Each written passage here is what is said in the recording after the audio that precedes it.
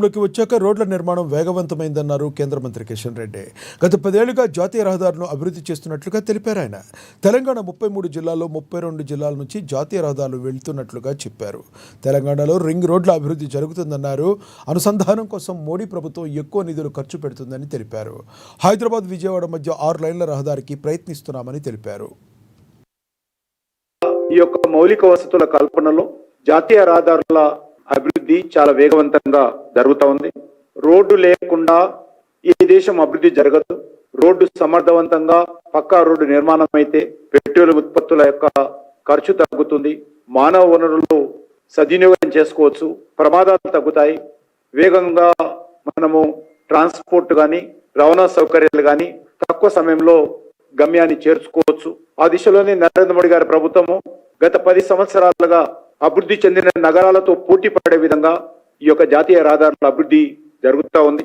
రోడ్ల అభివృద్ధి జరిగినప్పుడే దేశంలో లోకల్ డెవలప్మెంట్ కానీ గ్లోబల్ బిజినెస్ డెవలప్మెంట్ కానీ జరగడానికి అవకాశం ఉంటుంది. ఎవరైనా ఏ సంస్థ పెట్టుబడులు పెట్టాలన్నా రోడ్డు లేకుండా ఎవరు కూడా పెట్టుబడులు పెట్టారు. రోడ్డు కనెక్టివిటీ అన్నిటికంటే ముఖ్యమైనది.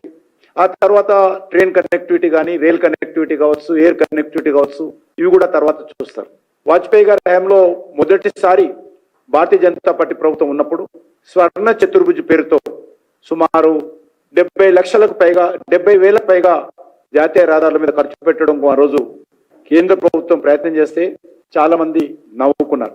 రోడ్ల మీద 70,000 ఖర్చు పెట్టేవి ఏంటని చెప్పి ఆ రోజు అవమానం చేస్తూ మాట్లాడినటువంటి పార్టీలు, వ్యక్తులు దాన్ని యూపీఏ ప్రభుత్వం 2004లో వచ్చిన తర్వాత పక్కన పెట్టింది.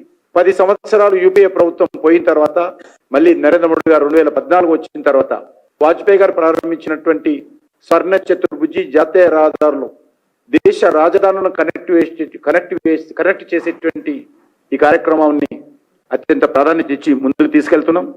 రాష్ట్ర రాజధానులతో కనెక్టివిటీ చేయాలనుకున్నటువంటి ఈ యొక్క జాతీయ రహదారులు ఈరోజు దేశంలో ఉన్నటువంటి జిల్లా కేంద్రాలను కూడా కనెక్టివిటీ చేసేటువంటి ప్రయత్నంలో ముందుకెళ్తా ఉన్నాం. మన తెలంగాణలో ఉన్నటువంటి 10 జిల్లాల స్థానంలో గతంలో ఉన్నటువంటి ప్రభుత్వము 33 జిల్లాలుగా విభజిస్తే ఆ 33 జిల్లాలలో 32 జిల్లాలతో తెలంగాణలో నేషనల్ హైవేతో జాతీయ రహదారులతో ఈరోజు నరేంద్ర మోడీ గారి ప్రభుత్వము కనెక్ట్ చేసిందనే విషయాన్ని ఈరోజు మనం చేస్తా ఉన్నాం. Out of 33 districts national